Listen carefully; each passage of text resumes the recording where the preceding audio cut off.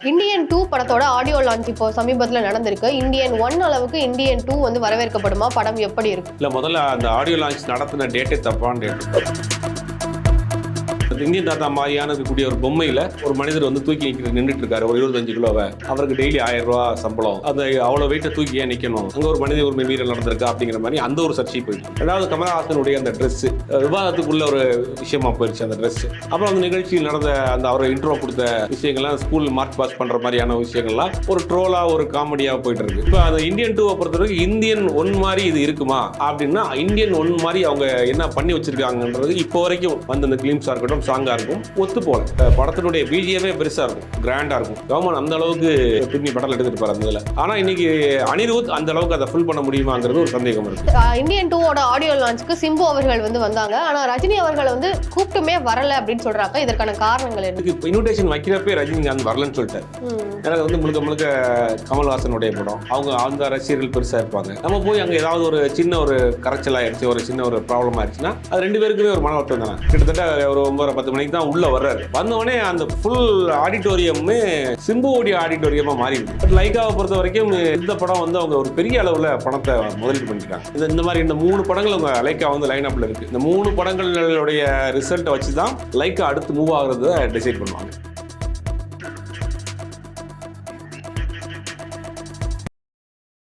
வாகை தமிழ் நேயர்களுக்கு வணக்கம். இன்று நம்ம நேர்காணல்ல நம்மோடு இணைந்திருக்கிறார் ஊடகவியலாளர் திரு சுபைர் அவர்கள். வணக்கம் சார். வணக்கம் சார். இந்தியன் 2 படத்தோட ஆடியோ லான்ச் வந்து இப்போ சமீபத்தில் நடந்திருக்கு. இந்தியன் 1 அளவுக்கு இந்தியன் 2 வந்து வரவேற்கப்படுமா? படம் எப்படி இருக்கும்? இல்லை, முதல்ல அந்த ஆடியோ லான்ச் நடத்தின டேட்டே தப்பான டேட். 1ஆம் தேதி நடத்திருக்காங்க. அன்னைக்கு வந்து எக்ஸிட் போலுடைய ரிசல்ட் அன்னைக்கு போடுறாங்க. இந்தியா முழுக்க மிக மிக எதிர்பார்ப்போட பரபரப்போடு இருந்த ஒரு நேரத்தில் ஒரு நிகழ்ச்சி நடத்தியிருக்காங்க. அந்த நிகழ்ச்சியிலேயே நிறைய சர்ச்சைகள். அதாவதுன்னா, அந்த இந்தியன் தாத்தா மாதிரியான இருக்கக்கூடிய ஒரு பொம்மையில் ஒரு மனிதர் வந்து தூக்கி நின்றுட்டு இருக்காரு, ஒரு 25 கிலோவை. அவருக்கு டெய்லி 1000 ரூபா சம்பளம். அந்த அவ்வளோ வெயிட்டை தூக்கி ஏன் நிற்கணும், அங்கே ஒரு மனித உரிமை மீறல் நடந்திருக்கா அப்படிங்கிற மாதிரி அந்த ஒரு சர்ச்சை போயிட்டு இருக்கு. ரெண்டாவது கமலஹாசனுடைய அந்த ட்ரெஸ்ஸு, அது மிகப்பெரிய ஒரு கமல் மாதிரி ஒரு பெரிய ஒரு லெஜெண்ட். இந்த மாதிரி ஒரு ட்ரெஸ்ஸு அது வந்து ஒரு விவாதத்துக்குள்ள ஒரு விஷயமா போயிடுச்சு அந்த ட்ரெஸ்ஸு. அப்புறம் அந்த நிகழ்ச்சியில் நடந்த அந்த அவரை இன்ட்ரோ கொடுத்த விஷயங்கள்லாம், ஸ்கூல் மார்ச் பாஸ் பண்ணுற மாதிரியான விஷயங்கள்லாம் ஒரு ட்ரோலா ஒரு காமெடியாக போயிட்டு இருக்கு. அதெல்லாம் சேர்ந்து தான் இது அன்றைக்கி அந்த இந்தியன் 2 ஆடியோ லான்ச்சு நடந்திருக்கு. கிட்டத்தட்ட ஒரு 5 வருடத்துக்கு முன்னால் ஆரம்பிக்கப்பட்ட படம்.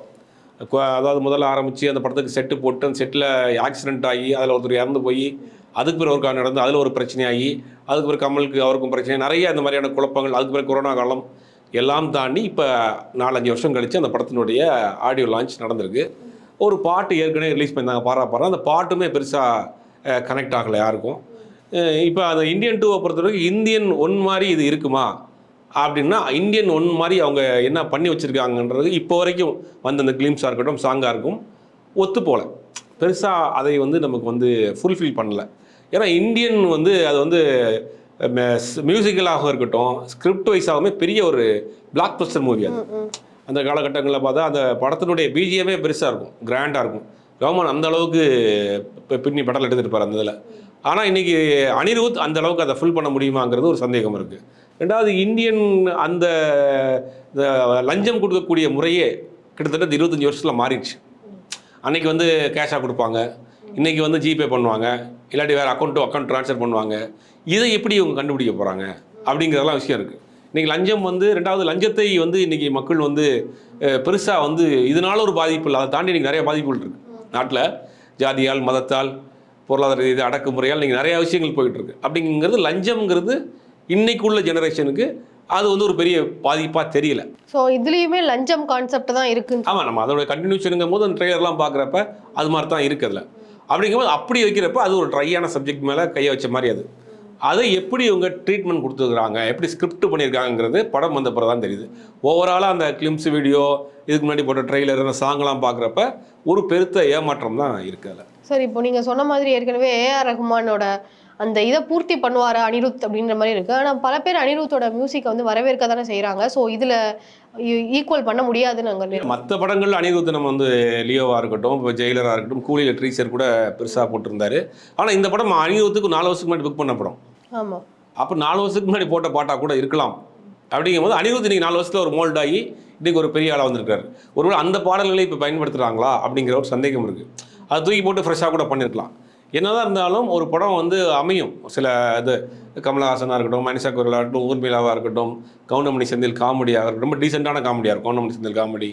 அதெல்லாம் பார்க்குறப்ப அந்த படம் வந்து அது வேறு மாதிரியான ஒரு படம். அன்னைக்கு வந்து லஞ்சம்ங்கிறது ஒரு பெரிய விஷயமா இருந்தது. அது லஞ்சத்துக்காக தான் பெற்ற மகனையே வந்து அவர் கொலை பண்ணுறதுக்கு துடிக்கிற கேரக்டரு எல்லாமே அந்த படத்தில் பெர்ஃபெக்டாக பண்ணியிருப்பாங்க. பட் அதெல்லாம் வந்து இப்போ காலகட்டத்துக்கு அந்த களம் சரியாக வருமா அப்படிங்கிறது இன்றைக்கி பார்க்கணும். 25 வருஷத்துக்கு முன்னாடி நடந்த லஞ்சம் வந்து இன்றைக்கி லஞ்சம் வேறு வேறு வடிவத்துக்கு மாறிடுச்சு இல்லையா? கமல் வந்து இன்றைக்கி அவரும் வேறு வேறு வடிவத்துக்கு மாறிட்டார் கொஞ்சம். அப்படிங்கும் போது இதெல்லாம் இந்த காலகட்டத்துக்கு ஒத்து போகுமா என்னங்கிறது ஒரு சந்தேகம் இருக்குது.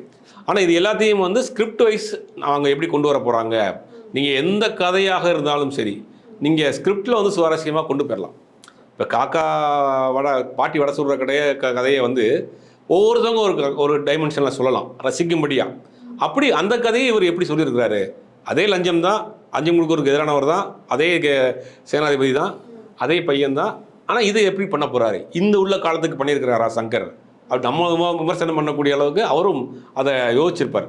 ஏன்னா இந்த மாதிரியான விஷயங்கள்லாம் இப்போ இருக்குது, இதை நம்ம படத்தில் வச்சா. ஏன்னா அவரும் இப்போக்குள்ள கனெக்ட் பண்ணி எடுக்கக்கூடிய ஒரு டேரக்டர் தான். ஸோ அப்படி இருக்க பட்சத்தில் எடுத்திருப்பாரு அப்படிங்கிற ஒரு நம்பிக்கை இருக்குது. ஆனால் வரக்கூடிய அந்த ட்ரெய்லரு, பாட்டு, மற்ற விஷயங்கள்லாம் பார்க்குறப்ப அது ஒரு அந்த அளவுக்கு ஒட்டாமையே இருக்குது. அந்த ஃபர்ஸ்ட் படத்துக்கும் இதுக்கும் பெருசாக கனெக்ட் ஆகாமே இருக்குது. இந்தியன் 2ஓட ஆடியோ லான்ச்சுக்கு சிம்பு அவர்கள் வந்து வந்தாங்க. ஆனால் ரஜினி அவர்கள் வந்து கூப்பிட்டுமே வரலை அப்படின்னு சொல்கிறாங்க. இதற்கான காரணங்கள் என்ன? இல்லை, ரஜினி அவர்கள் ஏற்கனவே வந்து ஒரு ஃபங்க்ஷனில் அந்த மாதிரி வேற ஒரு நிகழ்ச்சியில் அவர் உற்சாகம் இதில் வேற ஒரு வார்த்தைகளை பயன்படுத்தி ஒரு கோஷம் போட்டாங்க. அதே மாதிரி இதுக்கு இன்விடேஷன் வைக்கிறப்பே ரஜினிகாந்த் வரலன்னு சொல்லிட்டார். ஏன்னா அது வந்து முழுக்க முழுக்க கமல்ஹாசனுடைய படம், அவங்க அந்த ரசிகர்கள் பெருசாக இருப்பாங்க.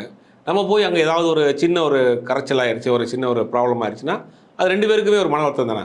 அதனால் அதுவும் இல்லாமல் அவர் அந்த ஆன்மீக பயணம் போகிறதுக்கும் ரெடியாக இருந்தார். அப்போ இன்விடேஷன் கொடுக்குறப்பே ரஜினி சொல்லிட்டார், இந்த மாதிரி நான் வர முடியாது, என்னுடைய வாழ்த்துக்கள்னு சொல்லி அவர் அங்கேருந்து அனுப்பிச்சிட்டாரு. சிம்பு வந்து ஆல்ரெடி கமல்ஹாசனுடைய தக் லைஃப்பில் பண்ணிகிட்டு இருக்கிறதுனால அந்த ஒரு இதில் அவர் தான் வர்றார். கிட்டத்தட்ட ஒரு 9:10 மணிக்கு தான் உள்ளே வர்றார். வந்தவொடனே அந்த ஃபுல் ஆடிட்டோரியமே சிம்புவோடைய ஆடிட்டோரியமாக மாறிடுது. சிம்புனுடைய ஃபேன்ஸ் பார்த்தா பெரிய அளவில் கூச்சல் போடுறாங்க, கத்தம் போடுறாங்க. ஒட்டுமொத்த அந்த ஸ்டேஜுமே வந்து முழுவதுமாக அவர் மேலே போயிடுச்சு.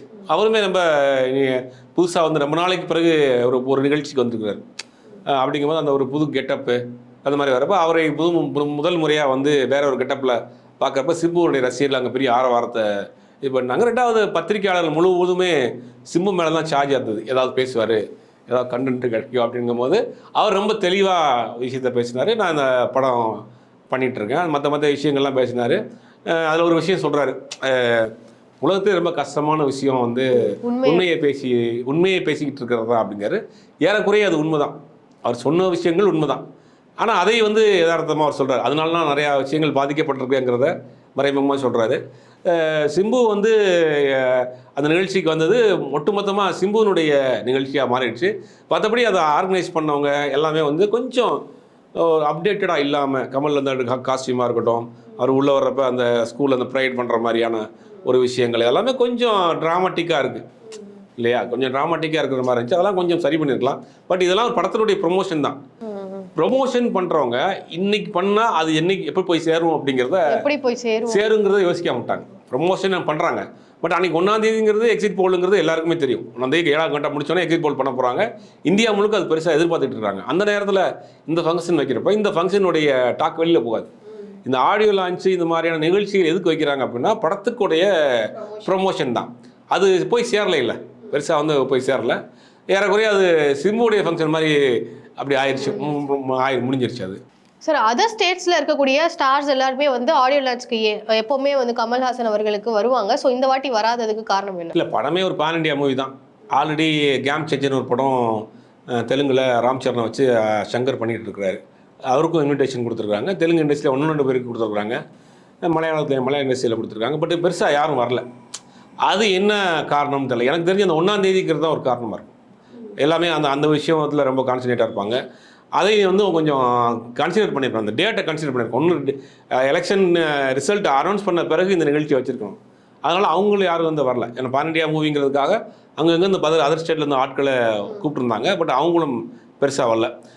லோகேஷ் கனகராஜும் நம்ம நெல்சனும் ஒரே காரில் வந்து இறங்குனாங்க. 2 பேருமே வந்து கமலோடைய டச்சில் இருக்கிறாங்க, ஒருத்தர் படம் பண்ணிட்டார் அப்படிங்கிறதுனால அவங்க 2 பேரும் ஒரே காரில் வந்து இருந்தாங்க. பட் லைக்காவை பொறுத்த வரைக்கும் இந்த படம் வந்து அவங்க ஒரு பெரிய அளவில் பணத்தை முதலீடு பண்ணியிருக்காங்க. எனக்கு கிட்டத்தட்ட 4 வருஷம் நிறைய லாஸு அப்படிங்கும்போது பெரிய பட்ஜெட் படம், சங்கர் மாதிரியான ஒரு படம், அதனால் பெரிய ஒரு இப்போ பணத்தை வந்து இந்த படத்துக்கு முதலீடு பண்ணியிருக்காங்க. இந்த மாதிரி இந்த 3 படங்கள் அவங்க லைக்கா வந்து லைனப்பில் இருக்குது.